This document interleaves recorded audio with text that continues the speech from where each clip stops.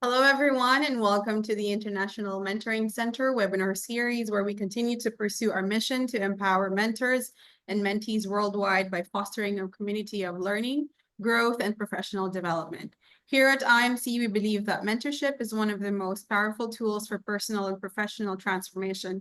And through this platform, industry experts and leaders can share insights, knowledge, and best practices to elevate global awareness on mentoring standards. My name is Ira, and I will be your host today. Just a few housekeeping reminders. Kindly make sure that your mics are muted, though you are welcome to keep your videos on if you'd like. And after the interview, we'll have a Q&A session with our speaker.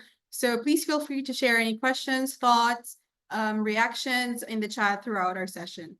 Our aim is to create a vibrant community of learning and growth. So please know that this is a safe and welcoming space to learn and share ideas. Your participation makes this experience even better, and we can't wait to hear from you. So for today, our speaker is a seasoned investment banker and host of the Silicon Valley podcast. With extensive experience in mergers and acquisitions, growth capital, and the startup ecosystem, he has proven track record of success in both Silicon Valley and the international markets. Please join us as we learn his insights on navigating the dynamic world of business and innovation. Let us all welcome Shawn Flynn. Ira, it's an honor to be here. Thank you. The honor is ours. Shawn, you've had quite a fascinating journey. So I just want to let everybody know, what is it about your career and how has it influenced the person that you are today? Okay, so my career is not the standard investment banker career for sure. If you have a chance to look at my LinkedIn, and for everyone here, the QR code will send you to my LinkedIn. It's got some of my story. My background, mechanical engineer undergrad, wanted to travel the world, spent 8 years overseas after college, Costa Rica, China, Europe, China. And in that time, I built a few businesses. One did okay, exited that, came back to the US, got heavily involved in the startup ecosystem where I was the investment director and later president of the second oldest angel group in Silicon Valley.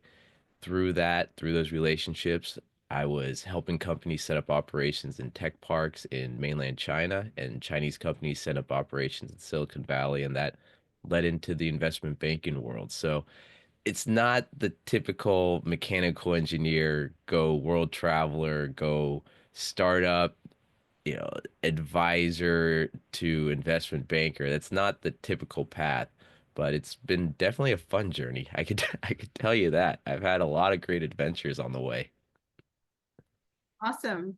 We can't wait to hear more about that. So, what motivated you to start mentoring, and how did the early stages of your mentoring shape your personal and professional growth?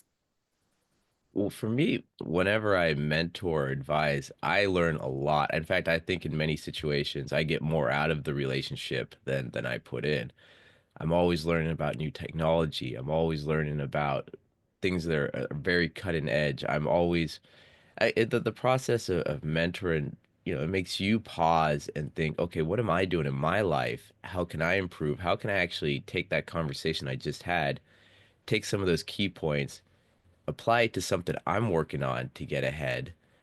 And it's a learning experience. My mentoring goes back, as funny as it sounds, when I was, very young, once I got to brown belt in karate, I was teaching karate classes. And, I was captain of the pole vault team in high school and my frisbee team in college, and, taught classes a little bit in mainland China. And, I've always done some type of work really hard, get to a level where I can then coach and teach and mentor other people that are trying to get to where I am. And in that process, also, I'm looking for mentors that can advise me to get to where they are. And so I think it's just kind of a process of development to want to, one, be a mentee in some spots and mentor in others, and then mentee again and do all these simultaneously. Because, it's a way to grow. Really, on both sides, you're growing.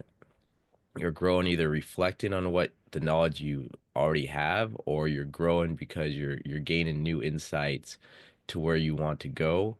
But in both situations, you're always reevaluating the current situation and reevaluating your practice is and what you're doing to fine tune it to try to get a little bit better results. So I love mentoring because of a little bit selfish reasons because I get a lot out of it, to be honest. That's very well put. Is there any, I'm curious to know, is there anything specific, key areas in your career that has defined your approach to mentoring? I think the biggest one actually was so after I left mainland China 2013 to go back to Silicon Valley. So I exited a business that I had started that did well enough that I had some income or some money in the bank when I came back to Silicon Valley. Granted, the 7-to-1 exchange rate at that time was not in my favor, and moving to pretty much the most expensive city in the world was painful as well. But Silicon Valley is beautiful. Uh, but I decided, okay, I worked a little bit too much and I wasn't in the best shape. And I thought, how great would it be to become a personal trainer and kind of get paid to get in shape and help others? So I was a personal trainer for a little bit over a year, about 14 months when I came back to the States. I got two ACE certifications, which I still have current to this day, which I love. But I think that really kind of was a key point in the my mentoring journey because as a personal trainer, what it really teaches you is, okay, your clients, they have this goal and they want to get there.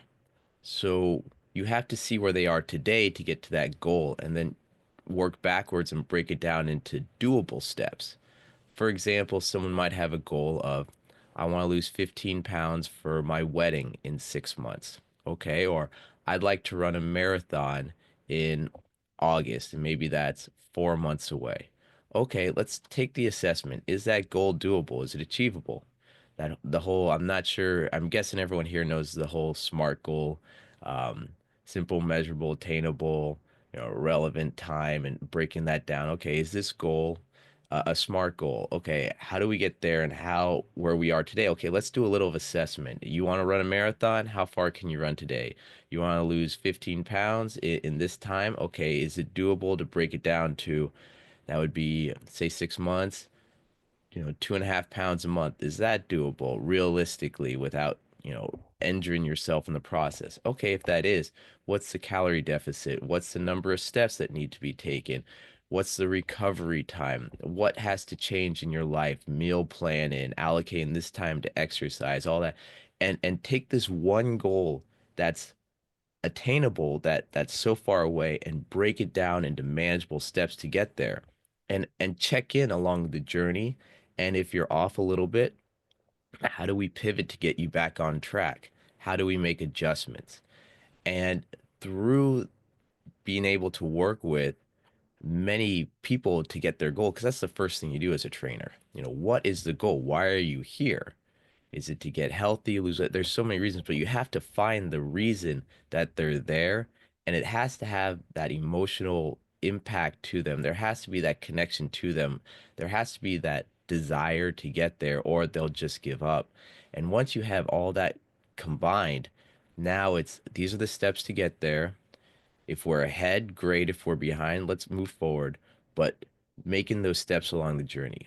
And that has been applied to so many things in my life after helping startups. Okay, you want to get to the seed round. Where are you right now? How do we get there so an investor will look at this company? Okay, you're looking to sell your company? Great. Where are we today to get to the valuation you want to be at on the exit? What do we need to get there? Okay, now that we're in that area, time to go out to market, but what are all the steps to go out to market? Let's break that down so it's not overwhelming. People aren't caught off guard. You break it down and explain it in a manageable way and have that conversation to make sure that they really understand what needs to take place. So, personal training, that was a huge impact in my life in so many ways, but really was able to help me talk to people about plans, breaking things down, goals, achievable things. There's so many aspects to it that I highly recommend everyone out there, become a personal trainer for a little part of your life, become a teacher a little part of your life, become something some part of your life early on where you get the experience of working with many people to try to get to some goal, and it you're a mentee at that time as well because you're saying, okay, how do I adjust what I'm saying, what I'm doing for each person I'm talking to? Because not everyone listens, learns the same way, or receives information the same way. So the message has to be adjusted, but people will have possibly very similar goals.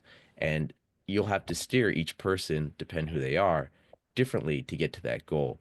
And as long as you're taking notes and learning that whole time, you're really growing as a person. It's incredible how much you're growing in a short amount of time when you're really focused on how am I helping this person? Are we in the direction they want to go? If we are, great. If not, what needs to be changed? And if they are, what can we even do it better for the next person I work with? Or two times better for the next person I work with? How can I take this, improve what I'm doing for the next one so they can accelerate to get to this result? And Oh, it was such a fabulous experience. And even to this day, I mean, gosh, while I'm either at the gym or anything, I remember those days of just writing things down and taking notes and changing. And oh, this person comes in, oh, my shoulder's sore. Okay, we're gonna have to change this, and that changes next week, and that changes 3 weeks from now. Or, I'm going on vacation. Why didn't you tell me? Okay, that changes this, it changes that. And you got to be adaptable. And no, I really enjoyed it. So there was a lot there, but hopefully that answered that question. Yeah, definitely. And I really like your approach to mentoring, breaking things down, not to overwhelm your mentees, to kind of you're holding them hand in Mhm. hand, make sure that you go from where you are to where you want to be. I really like that concept. So And breaking it down, sorry to cut you off there, but I think it's really important to add, going back to that messaging for each person. I mean, some people want the entire 6 months of roadmap presented to them for them to analyze. Others, you say a little bit too much, they get overwhelmed and they just shut off. So really, you're breaking it down, but you're also breaking down how much to tell or communicate with that individual so it's manageable chunks of information for them. And then just giving them the right amount for whoever they are and however their work process. Like I said, some they need it in front of them or they shut off. Others just tell them the next week and they trust you to get you to that final goal and they see it and that's it. But it's case by case basis. And the words you use, how to use the words that resonate with them. You're listening. Okay, are they more auditory, more visual, more kinesthetic? Okay, what do they like? Does it feel good to them, or do they have to think about it? Or okay, I have to package this information in a way that communicates to this person that they can internalize it and move forward in a process that they're comfortable with. And that's when magic happens, when all that comes together, because that's when you really start seeing some incredible results. yeah, that's the beauty of mentoring. So I wanted to talk a little bit more about your startup. So you talked about your startup in Beijing. How did your experience there shape your mentoring approach? So, for everyone I out feel there, like the there's a reason lot to unfold in that. I laugh because honestly, when I was living in China, so I went there, I didn't know the language, I didn't know the culture, I didn't know anything. 2 years in, I'm doing everything more or less in Chinese, and then towards the end, even contracts and that were all Chinese. And I will say every day was a love-hate relationship.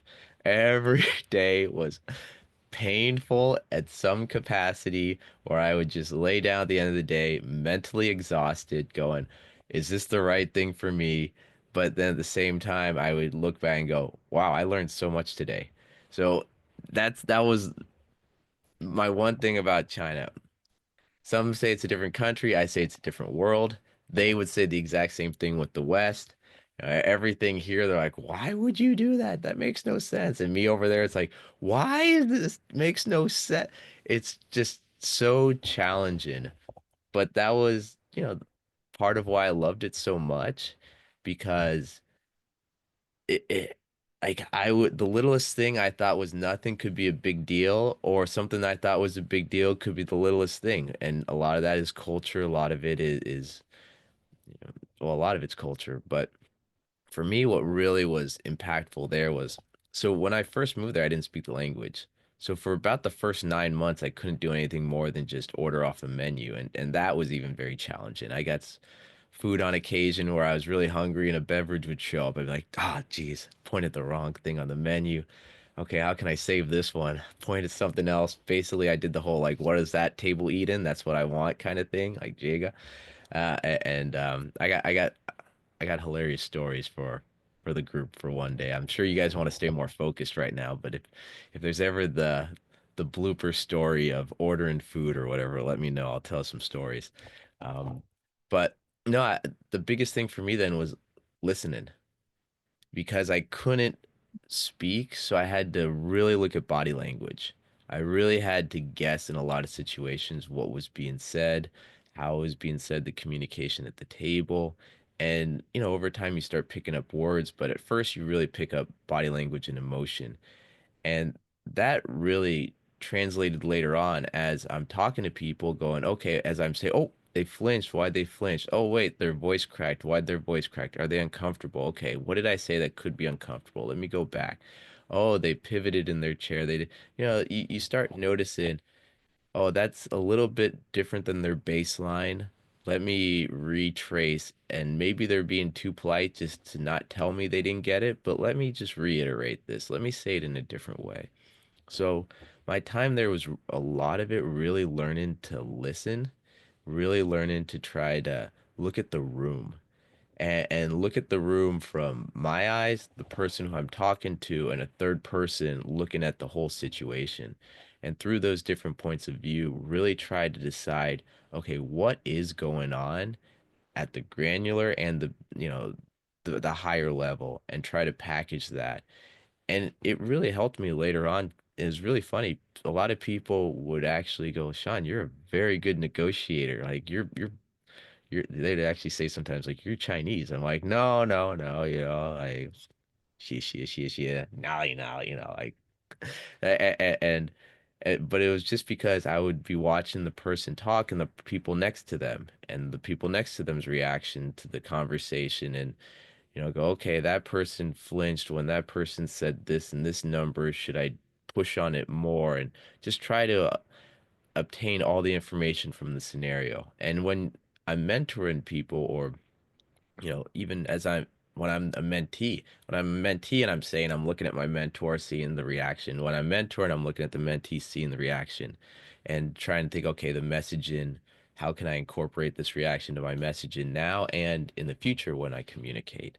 So it was very impactful for me in the mentor mentee role, but in my life. I mean, 8 years abroad, 5 years in a country, you're never the same. When you go back home, and Ira, I'm sure you've experienced this from your time abroad and your interaction with so many international business people and students, that after you're abroad for a few months, you never look at the world the same way.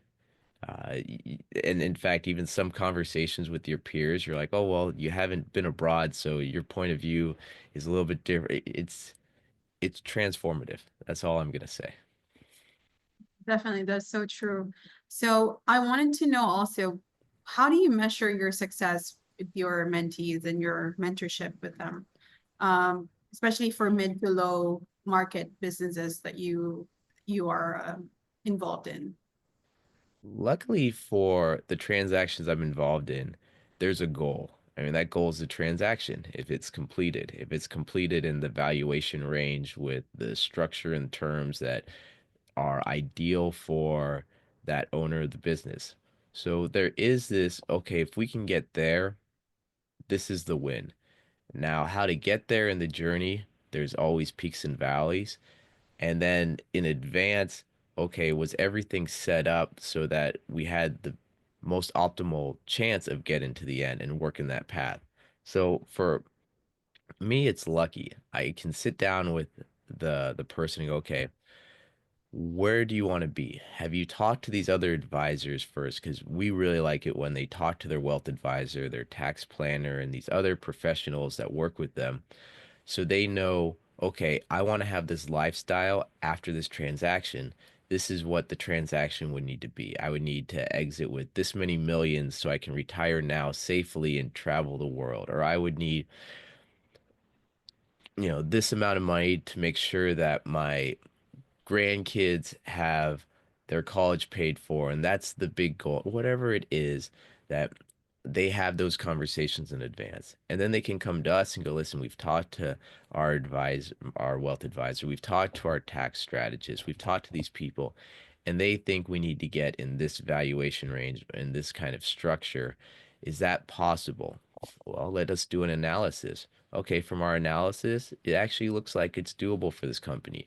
The sales, the profit, the growth, the customer concentration. We'll break it all down and go, okay, we really feel that in the current market and what we're projecting, that your valuation range for your company and what your goal are align. All right, great. Now we can run a transaction. If they don't align, okay, why don't they align? Are you over or under the valuation? If you're way under, not a problem. We're going to get you there. If you're way over the valuation of your company, okay, how do we get your company there? How long would it take? What types of changes have to be made? Let's analyze your company. Let's go through a little due diligence and find there, okay, we really need your EBITDA, earnings before interest, tax, depreciation, amortization. We really need your EBITDA. It's right now 3.5 million. We really needed to get to that 4 so that we're safe there. Okay, how do we get it to 4? Okay, what is the growth? Okay, can we increase margins here? Could we do this? Could we do that? What are the possibilities for the timeline? Let's break out what's realistic and have those conversations.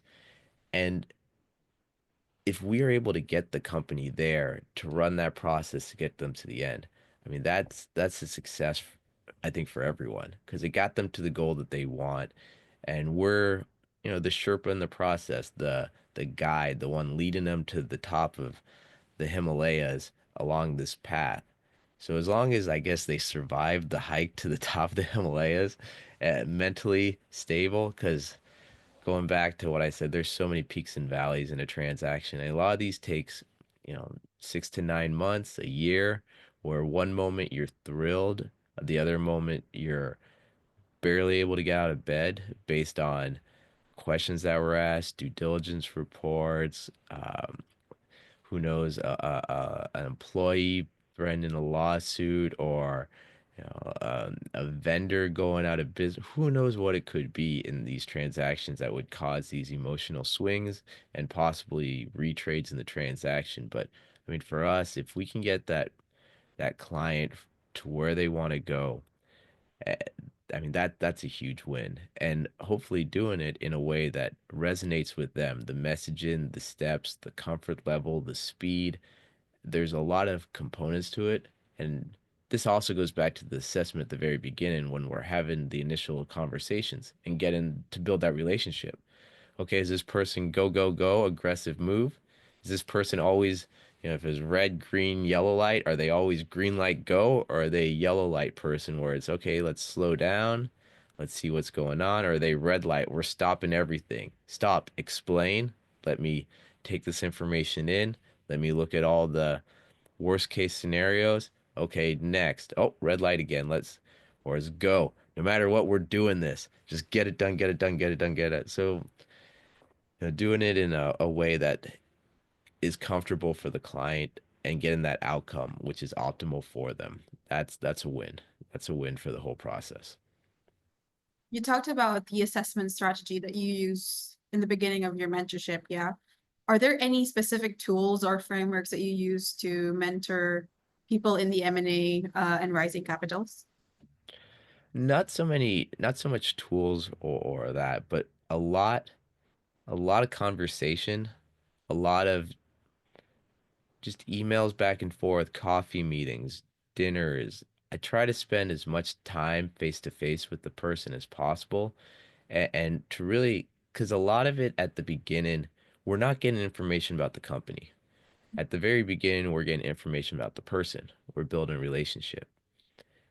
Once we have that relationship, then we can get the information from them.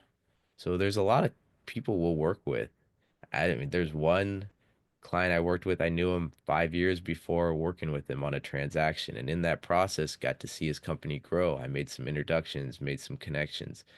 And I knew how, well, I consider myself friends with the person. And having that conversation of, oh, you want to exit now? Let's talk about what that would look like. I know you, I know how you think, I know your timeline, your process. I think I can arrange this so it suits you, your personality, your team's personality. This is what it would look like. And then at the same time, at that point, we're doing due diligence on the company. We're asking for financials, we're asking for the org chart, the cap table, all those things to do our own assessment on the company, to point out any yellow or red flags, to point out any, because we can't have skeletons in the closet later during the transaction. We need to get all that out as soon as possible. But people need to be comfortable with you to tell you that. People need to know why you need to know that to tell you. People need to know what you're looking for, because many of the times they don't even know that it's there. And if you're not having an open conversation dialogue, they're always going to go, okay, what's the smallest amount I can tell this person? Where we want them to be the opposite. We want them to tell them more information than we're asking for. We want them to just feel comfortable to tell us about, their nephew, niece over there and the problems they're having. It's like, okay, that's way too much information, but I'm happy you're sharing more than the opposite, because the opposite is when we get in trouble during due diligence, when something comes up that no one had talked about, and that could really offset deals. So there's no tools or anything. I mean, I don't use Myers-Briggs. I don't use um, uh, disc assessments. I don't, even though I've studied them, I used to use them all the time as a personal trainer. And to be honest, I think subconsciously I still use them in my communication. I think disc especially over Myers-Briggs, but there's a couple others. I do also find myself using a lot of neurolinguistic programming techniques. I got my master prac in that years back. It's probably been 10 years at this point. I I love all those Tony Robbins stuff. There was a good part of my life where it was okay, the map is not the territory and all those, and just in the back of your mind you're just reliving or replaying all these audio tape. Actually, yeah, how hilarious is that? Audio tapes. Yeah, audio tapes you're listening to and CDs on on all this stuff. But so for me, maybe a lot of it is just subconscious at this point, those disassessments that, but more than anything, I'm just really listening. I'm just really listening at the very beginning of when a relationship's being built for, you know, anything to build that comfort, build that rapport. Because once you have rapport with someone, things get so much easier. That's when things can happen. But until you have that trust, that relationship where the barriers have come down, or at least the gates opened up a little bit, it's a fight. And that a mentor-mentee relationship where the people don't feel comfortable to share what's bothering them, how can real progress be made? I mean, really, the mentor-mentee relationship is to get them past beyond their comfort zone into new territory. And to do that, there really has to be that trust. There has to be that open relationship. There has to be that connection. How do you integrate mentorship in high pressure investment banking environments? Oh God. Well, that's a good question. Um, I think the mentee mentor process, I mean, there's a lot of just listening, a lot of listening. And in investment banking, you'd be surprised how many people just keep talking and how much information you can get by just listening. Listening on these deals where he's like, "Oh, what do you want to do with this company after the transaction?" I'm just gonna listen. Okay. Oh, they could comment, not just investment bank. So yeah, transactions in general. There's so much by just listening. The other side will tell you so much that can be leveraged against them later on that it's incredible. So yeah. I think one of the biggest things is just to listen. Others is to going back to what I said earlier, kind of the communication patterns. How are the people on the other side of the table communicating? What's the decision making process or the hierarchy? It's obvious after a while. At first, you might not be so sure because of titles, but after a while, it's okay. That person over there is actually the one pulling the strings, and these people are going to defer to that person, and this person's vision is this versus this others, and this is the goal of this transaction, and this transaction will drive value for these reasons. Okay, now that I know all this, how do we emphasize these value drivers? How do we communicate in a way that resonates with this person? How do we package it in a way that this group feels comfortable to move this thing forward as fast as possible? How do I coach my client to answer these questions in this way for these people on the other side of the table so that they get more excited about the deal, have more confidence that they will push further for this? How do I set up this scenario? And it's listening, listening, listening. Okay, now talking, now listening, listening, listening, now talking. And, on my side, also being able to go to people, other, peers in that when I have questions and scenarios, okay, you've been in investment banking for 30 years. Have you come across this scenario? What did you do? What did you wish you had done? I mean, that's another big one. People never, what do you wish you had done? Okay, if you could go back, how would you change it? And take that information, then go back to the situation I'm in after talking to, my mentors and implement it in that scenario and move forward. So, I mean, these transactions, I'm a mentor and a mentee. I'm listening a lot, talking a little, or talking just enough. I think that's a better way of saying it, to get to the end goal that I was informed about through building a relationship, building rapport with the client over time, and packaging the process in a way that resonates with them to communicate and get them all the way to the finish line. So I think that's, yeah, how it's done in high pressured investment banking situations, and a lot of walks. I think that's the key too. You got to go on a lot of walks and just kind of go, what am I doing? What is this scenario? What is this situation? So you'll have your 10,000 steps, pretty common. Sometimes you'll get those 15, 20,000 step days. But that just means you're closer to getting that goal. Very well put. And I like how you always relate your experiences in your mentorship to your Mm. personal experiences as an instructor. So it's a good balance in there. So I wanted to know, in your many, many walks, as you said, your many, many mentorships, what is a benefit that you've seen when you're fostering mentorship culture? Benefit for myself, Yeah. the client, for who? For everybody.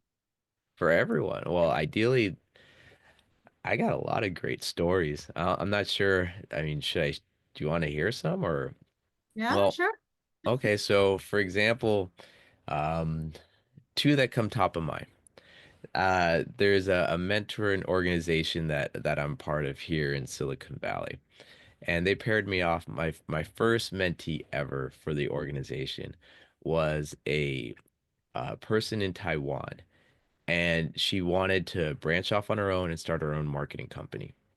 Right? She had always worked at a company, but she wanted to do a change in her career, a pivot. So we talked about it. I was like, okay, one thing you got to do is you have to be comfortable selling yourself. You have to be comfortable going out there. So what I want you to do is, you know, be on a panel or give a talk at a conference or something on marketing.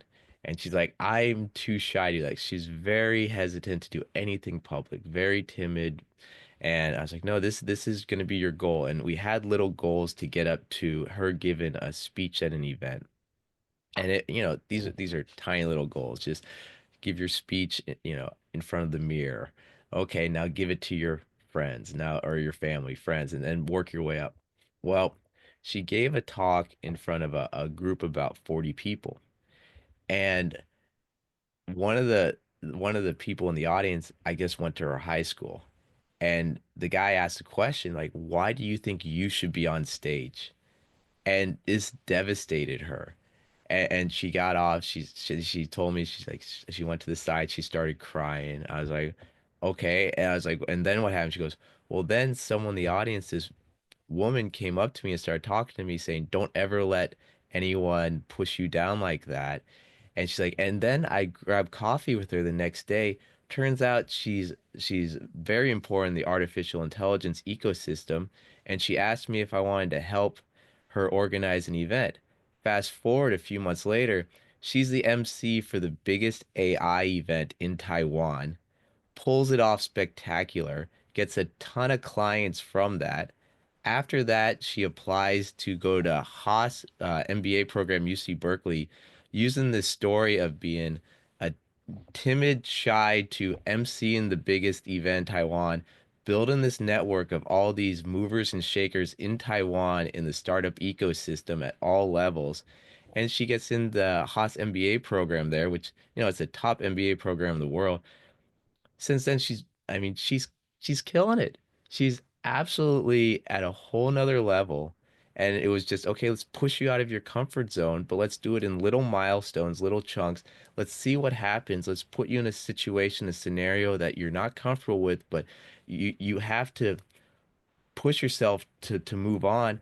And let's see where this journey takes you.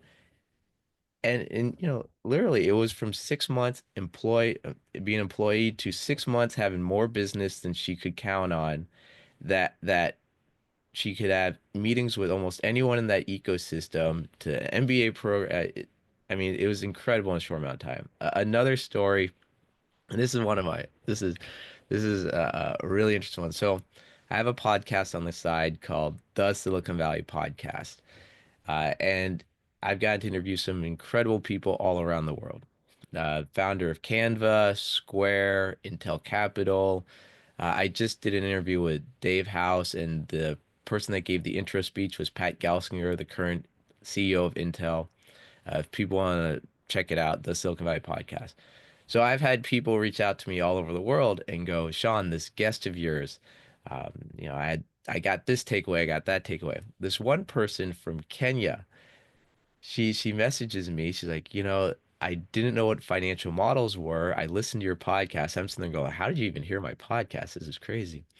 And she's like, I have some questions. So for about 3 months, every other week, we just had a quick call. Now, she didn't have, I mean, she was just doing everything through her cell phone. She wanted at first to have a few cows. And I mean, we're talking, she lived in a steel shed, very tiny. Like she showed me pictures on her phone. She didn't have a laptop, anything like that. Her financial model was a piece of paper where with a pencil she'd write it out, and then I would correct it based on the picture she took, texting her information that the next one it would be erased and then the new numbers. And we did this for a while, but it went from, okay, she didn't need the 6 cows because the cost of the cows and everything weren't practical. What she needed was 100 chickens. And and we redid it, the whole business model, everything. So she'd have 100 chicken farm.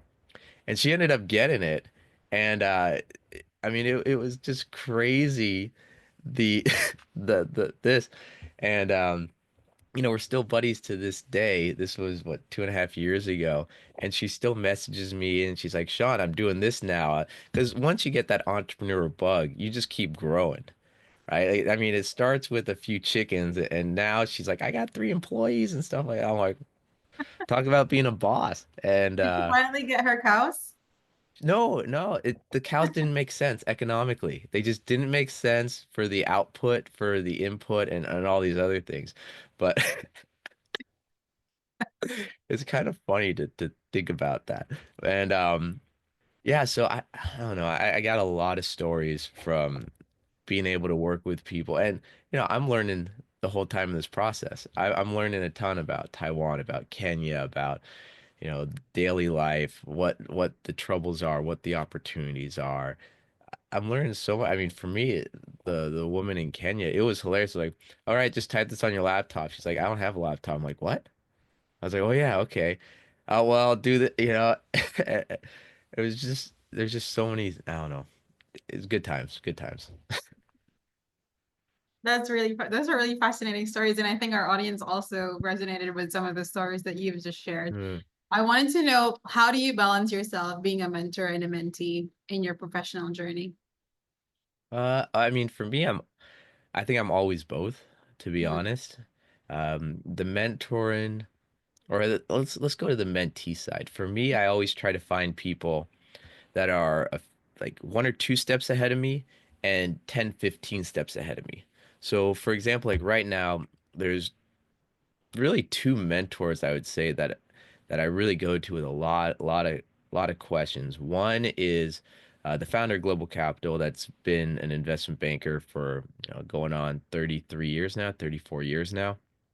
I mean, anytime I have a question, oh, in 1998, I did a similar deal, and this is a. I'm like, oh, okay, that's fantastic. And then another one, Maya Tusing, who was on my podcast, she had managed a portfolio of 200 billion for BlackRock.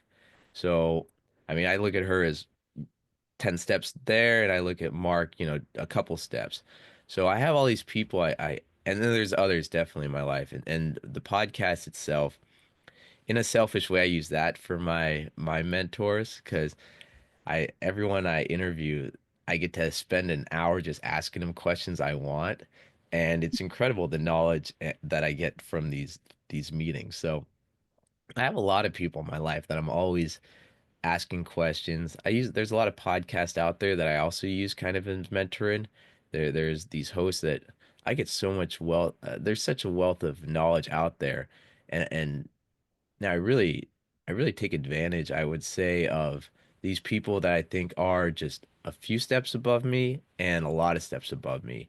Because I have my own goals. Now, for the mentee side, that's a little bit more challenging because there has to be a balance between, okay, am I doing this just out of kind of to help, or is this going to lead to uh transaction for the investment banking, or is this like how does this balance between you know a a do good feeling and a revenue generator? And I have to make that balance because Silicon Valley is expensive. I am married. I do have responsibilities that I have to be thinking, okay, when I allocate hours to this, I'm not allocating hours to something else. But, this can possibly benefit the other, vice versa, or maybe, who knows? So it is an intricate balance because at the same time, I mean, for me, I think the biggest thing is doing too many things and balancing my time, the nights and weekends to decompress, to grow.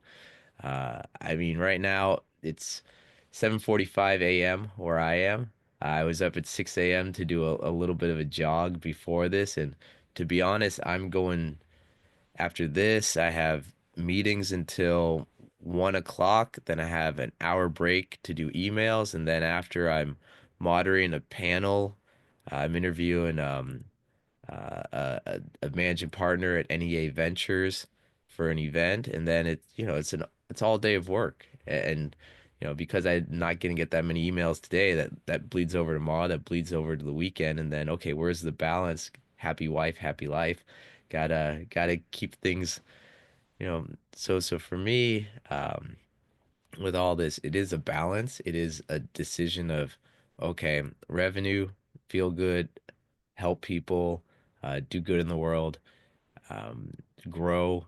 Oh, there's a lot there. I don't know. Now I'm getting more confused as I'm talking. All right, you gave me a confusing question there.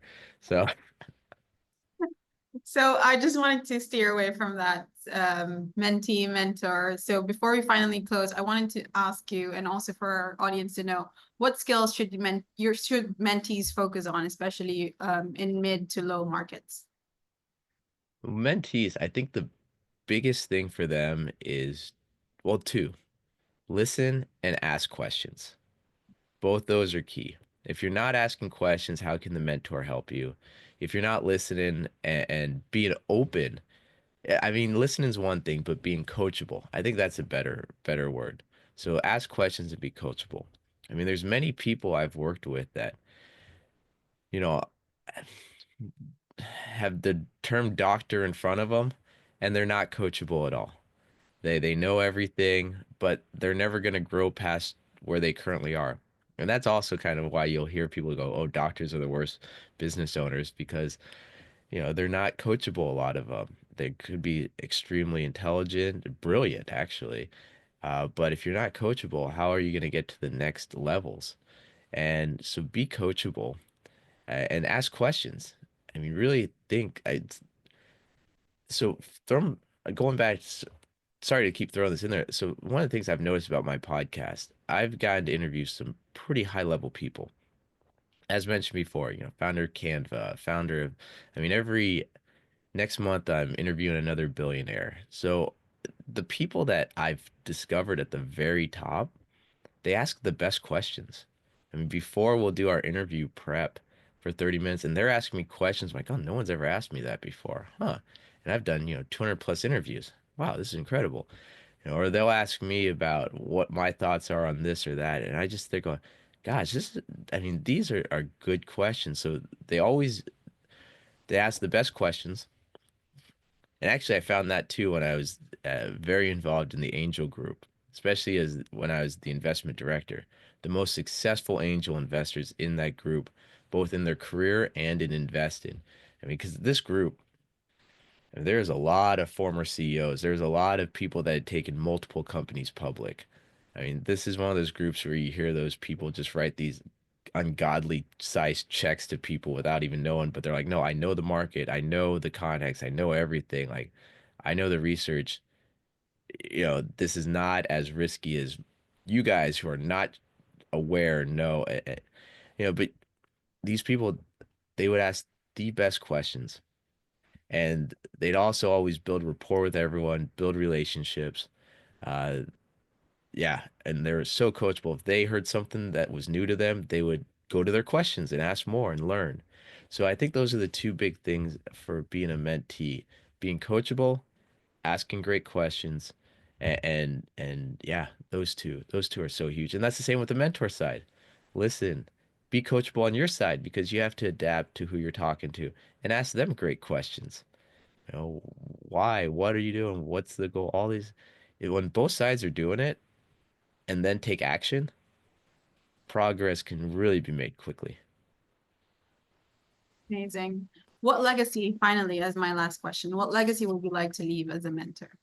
Oh, clearly being on the international mentoring uh, panel, having that certificate on my LinkedIn. I mean, after that, I mean, what higher honor is there? Let's be honest. So, um, I don't know. I mean, really, I was actually asked this on a podcast the other day, and I had two questions or two things. I was like, okay, a realistic or one of those moonshots. So realistically, I just really want people, at my funeral go, Shawn was a good guy. I like Shawn.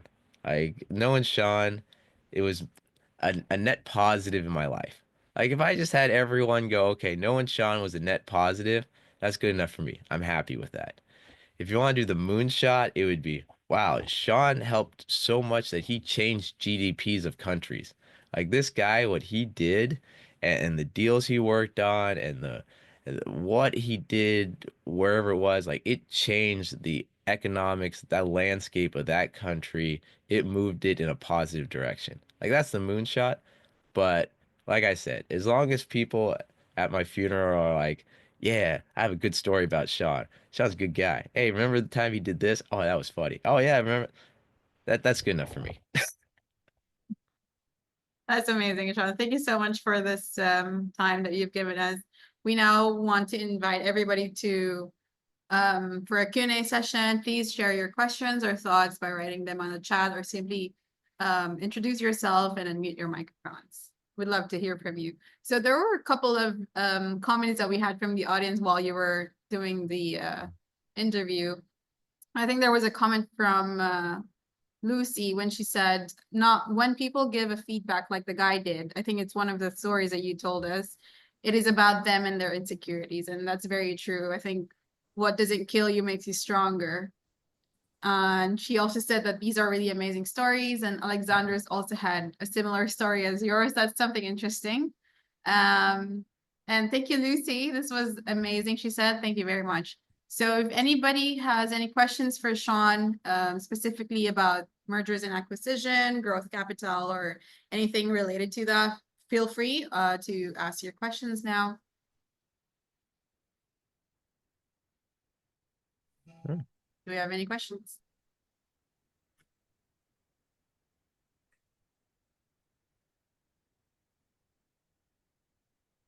I think there is one on the chat. Hold on, let me just open. Oh, we have a question from our participants. Are you ready to retire? Me? Yeah. Uh, no one's ever no one's ever ready to retire. I mean, that's a kind of funny thing. Because of the size of transactions I get to work on, normally at the end of it, whoever I'm working with never has to work again in their life. But 6 months after they get bored, they're like, okay, I'm doing this again. And that I think that's most people, to be honest. They want to do something, they want to see progress, they want to grow. So no one ever really retires. I don't see myself ever retiring. In fact, I just see myself getting more and more busy and trying to do bigger things. So, I mean, yeah, I don't see myself. I just see myself having more fun in the future, to be honest. I mean, I mean, just opportunities like this. I didn't have this before, and I know this is going to lead into some incredible things. And so I'm looking forward to that, and that's going to lead into something else. So I can't see myself ever retiring. I just see myself having more fun and getting to explore and do bigger opportunities.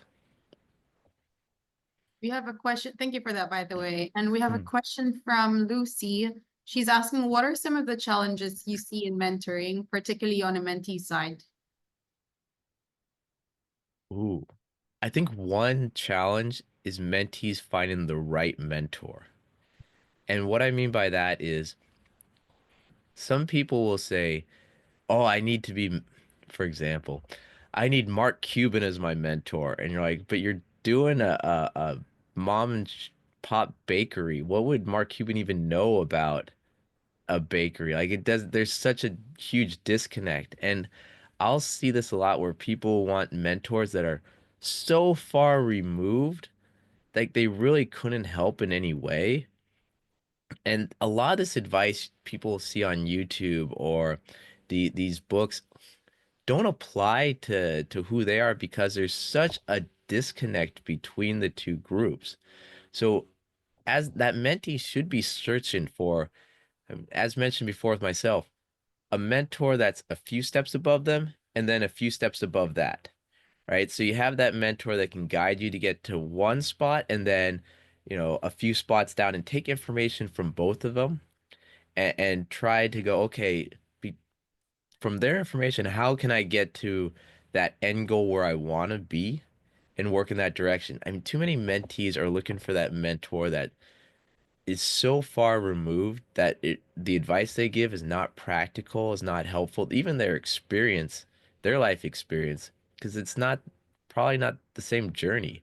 I mean, having that person that might be the successful business person that came from a third generation family office versus someone else that's trying to, in Kenya in a steel hut that, half the time you can't talk because there's no power.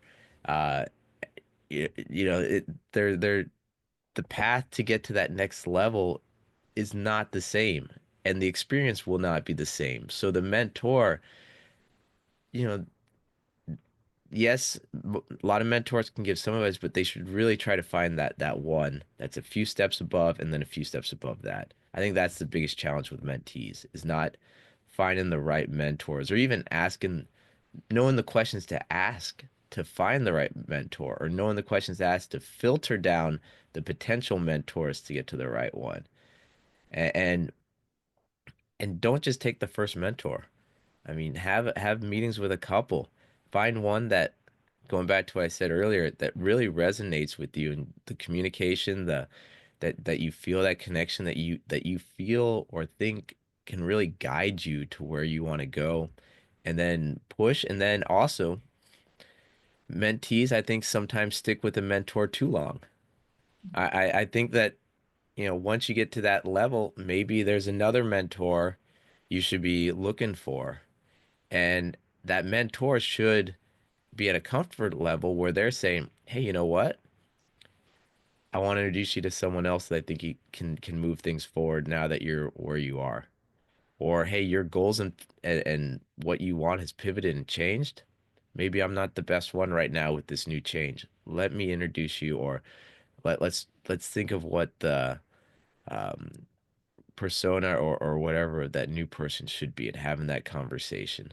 So I think those are a couple problems that mentees have, and you know, not the easiest solutions, but the solutions are out there. Always finding the right person that can help. We have another question here from Alexandros. Can I send you a couple of pitch decks? Oh God. It, For it's just feedback a and joke, eh? It's oh just a man, joke. you're killing me. You're killing me there. My inbox, it's got too many. No, but I really like what you said. I like your personality as well.